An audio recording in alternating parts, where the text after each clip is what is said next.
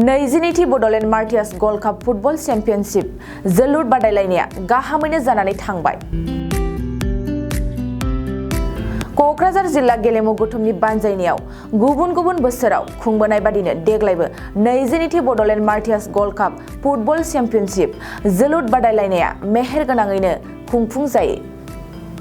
बड'लेण्ड सोमावसारनायाव गावखौ बाउसोमनानै मुंख्लं जानाय जोहोलाव-जोहोलावजोफोरनि मुङाव बोसोरफ्रोमबो बे जोलुर बादायलायनायखौ खुंफुंनाय जायो। बेबादिनो देग्लायबो बोहैथि दाननि थांनाय 10 अक्ट'निफ्राय जागायनानै 21 अक्ट'सिम थांनाय सानखालि जोबथा गेलेनाय बादायलायनाया मेहेरगोनाङैनो जोबनानै थाङो।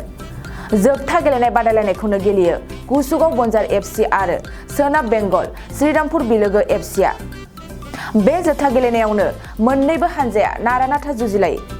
जुजिलायनायनि गेजेरजों कुसुगाव बन्जार एफसिआ 3-2 गलाव सोनाब बेंगल श्रीरामपुर बिलोगो एफसिखौ फेजेनो। गेलेनायनि गेजेरजोंनो साबसिन गेलेगिरि बान्थाखौ आजावनो हादों कुसुगाव बन्जार एफसिनि राहुल रायआ। अर्गानाइजिं कमिटिखौ धन्यबाद होयो कारन बोसोरफ्रामबो बेबादि जोंनि सोरखारि जानाय मार्टियार्सफोरखौ लानानै एक्स-20 ओमफ्राय क'क्राझार डिस्ट्रिक्ट स्पर्ट्स एस'सिएशना जेबादि खुंदों दाख्लैनिफ्राय जायै मोजाङैनो जाथारदों। दिनै जि फाइनाल गेमाबो मोजाङै जाथारदों। जाय साबसिन गेलेबाय बिसोर देरहाबाय। बन्जार एफसिआ कुसुगावआ देरहाबाय। आं मोन्नैबो टीमनि गेलेगिरि बिथांमोनखौ साबायखर होयो, नायगिरि बिथांमोनखौबो साबायखर होयो आरो फैबाय थानाय समाव जाहाथे जों बयबो बे जोंनि आन्दलनाव बिग्रायनाय समाव जे आन्दलनाव थैनाय सुबुंफोरखौ जों बोसोरफ्रामबो गोसोखांनानै बे ट्रफिखौ होनाय जायो। गासिबो रायजो राजाखौ जेब्लाबो बोसोरावनो फैगौ बोसोरफ्रावबो सापर्ट होनो थाखाय आङो खावलायनाय थाबाय। दिनै 22nd बड'लेण्ड मार्टियार्स वर्ल्ड कापनि फाइनाल मेच आं गिबियावनो बिथांमोनहा हारिनि गेदेरथार थामोनथा रैखाथिनि मुङाव जिउ बावलांबाय बिथांमोननिसिम आंनि गोसो गोरबोनि जिउ बिथांमोननियाव आं बावहरदों। लोगोसे न'खरनि जाय बिथांमोना बे मार्टियार्स न'खरनि दङ बिथांमोननोबो आंनि गोसो गोरबोनि गाहाम हामलायनायखौ बावहरदों। लोगोसे साफ्रोमबो आन्दलनाव बाहागो लानाय रायजो राजाखौ बावहरदों। आरो थारैनो 22nd जे बड'लेण्ड मार्टियार्स गल्डेन काप ट्रफि बे दिनै फाइनाल गेलेनाय जादों। बाव मोजां थारैनो बादायलायदों। बे बादायलायनायाव बिलोगो क्लाब एफसि आरो लोगोसेनो बन्जार एफसि मोननै टीमजों बाव बादायलायनाय जादों। दा बन्जार एफसिआ बिलोगो एफसिखौ 3-2 गलावहाय बिथांमोना फेजेननो हादों। दा बेवहाय जों नुदों रायजो राजाफ्रा थांनाय समफ्राव जेरैबायदि बे गल्ड काप टुर्नामेन्टआव जेरैबायदि बाहागो लानानै गोसोनि मददथि होनानै जाफुंसार होदों दिनैबो बिदिखौ जों नुनो मोन्दों। आरो फैबाय थानाय समाव आरोबाव रायजो राजाफोरनि मदद मोनलांबाय थागोन जोंखौ मिजिंथिदों। लोगोसेयैनो ओनसोलाव जे फुटबल गेलेनायनि मोनसे जांख्रिखांनाया बे फैगासिनो दङ आरो जोंनि ओनसोलनिफ्राय गोबां गेलेगिरि बिथांमोनाबो दिनै फैबाय। बेनि गेजेराव हलिचरनखौ जोङो नाम लानो हायो आरो गोबां गेलेगिरि दङ। बे खेलाजों लोगोसे थुलुंगानाय जादों जायफ्रा फुटबल गेलेनायखौ मोजां मोनो, जायफ्रा दिनै फुटबलनि फोथाराव ओंखारबोदों। गतिके आं मिजिंथिबाय फैबाय थानाय समावबो रायजो राजाफ्रा मदद होलांबाय थाथों आरो जोंनि बे Bodoland martyrs golden cup football trophy चेम्पियनशिपआ अरायसम बे गोथाङैनो थाबाय थाथों आरो बयनिफ्रायबो मदद मोनबाय थाथों। 2022 मायथाइनि जे martyrs gold cup football tournament बेखौहाय जोङो गुबुन बोसोरनि होनाय बायदि देग्लायबो जोङो होदों।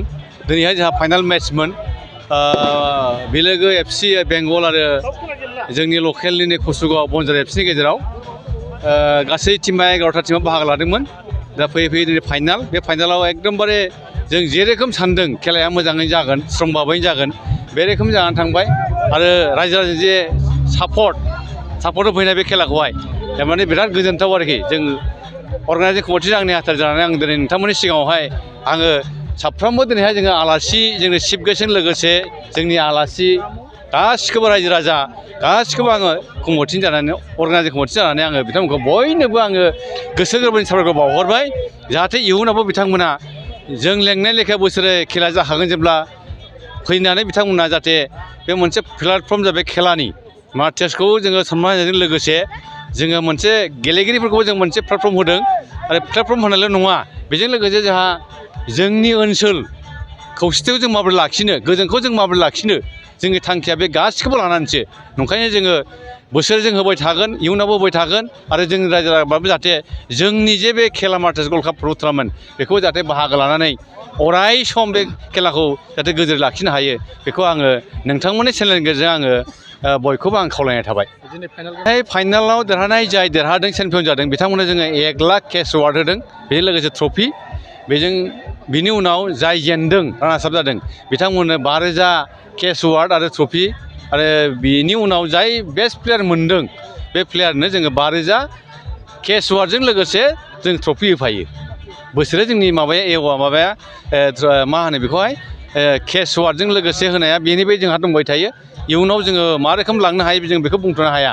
दासिमाव जोङो गोदोनिफ्राय लानानै दिनैसिमाव बे 22 बोसोराव जोङो बे 1 लाखखौ होबाय थादों जेननानै 50,000खौ होबाय थादों बेस्ट प्लेयारनो जोङो 5,000खौ जों होबाय थादों आरोखि।